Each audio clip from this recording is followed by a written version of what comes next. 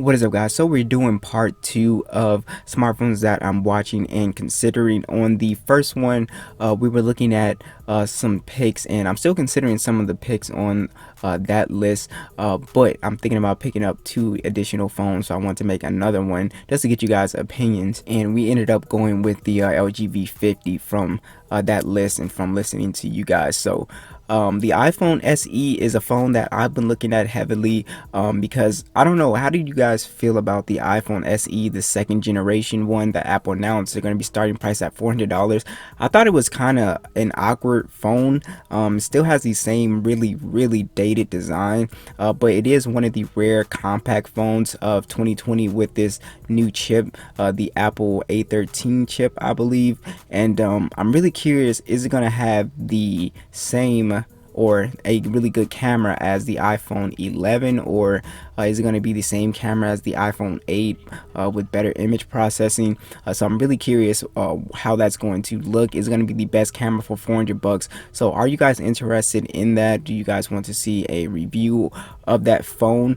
So it's really interesting. But basically it's just like an iPhone 7 or 8 with, you know, a updated chip pretty much, and supposedly it's gonna have a better camera here. So if you guys are interested, this is one of the phones that I'm interested in. So number two is the Samsung Galaxy A71. So I've had a lot of comments about this one, and I didn't rush to pick it up because I didn't think it was a huge bump up from the A51 that I have, and I have reviewed that on the channel. If you guys haven't seen that, be sure to check that out. But this is basically a faster one. That's one of the things with the A70, or the A51, is that it wasn't as fast as I would have liked it. I had to kind of tweak it to make it fast. But the cool thing is it runs One UI 2.0 and plays games really well. The screen is beautiful. Cameras are really decent for the price point.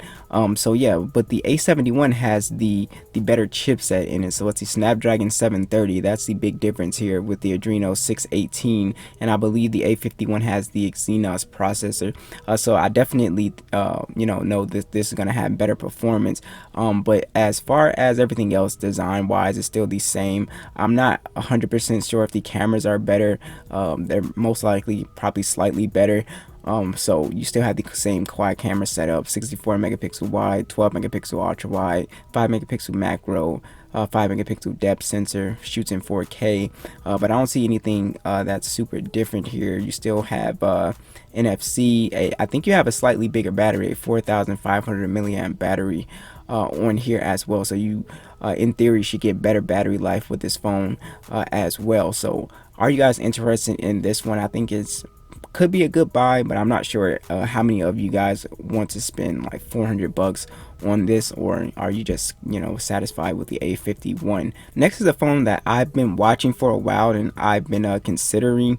So the UMIDIGI Power 3, and I've been watching this for one reason, is because of the battery life. So this is a $200 budget phone. You can find it a little bit cheaper on eBay, and it's got a 6,150 milliamp battery. So that's the thing that stands out with this phone. Like, how good is the battery life on here?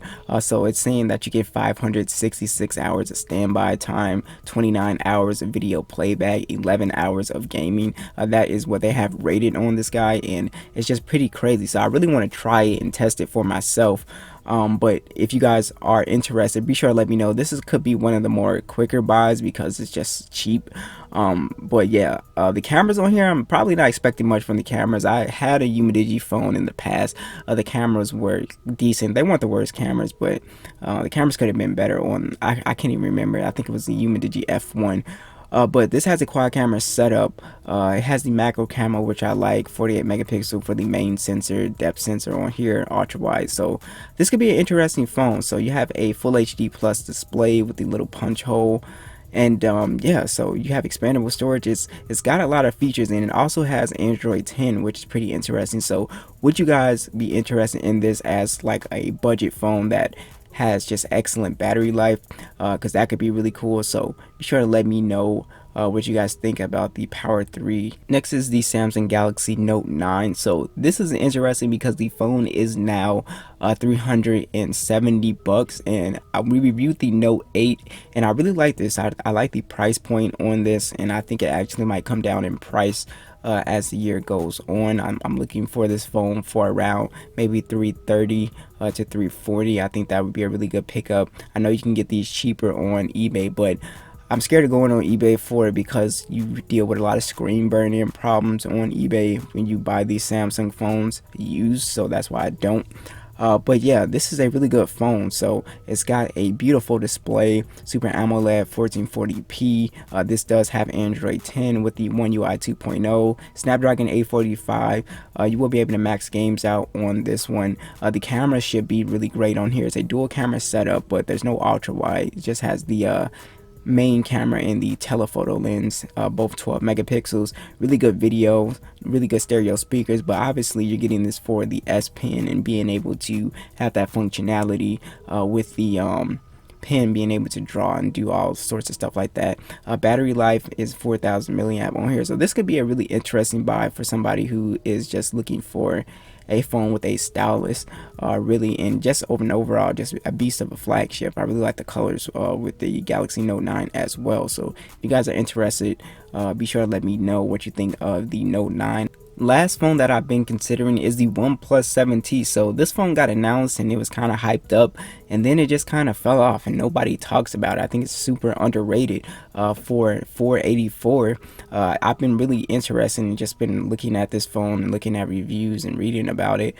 So it's basically a OnePlus 7 Pro with actually kind of a beefier spec. So you have the A55 Plus on here, which is something that I was really interested in. I like that. You still have the fluid 90 hertz display on here with the water drop notch, which is great.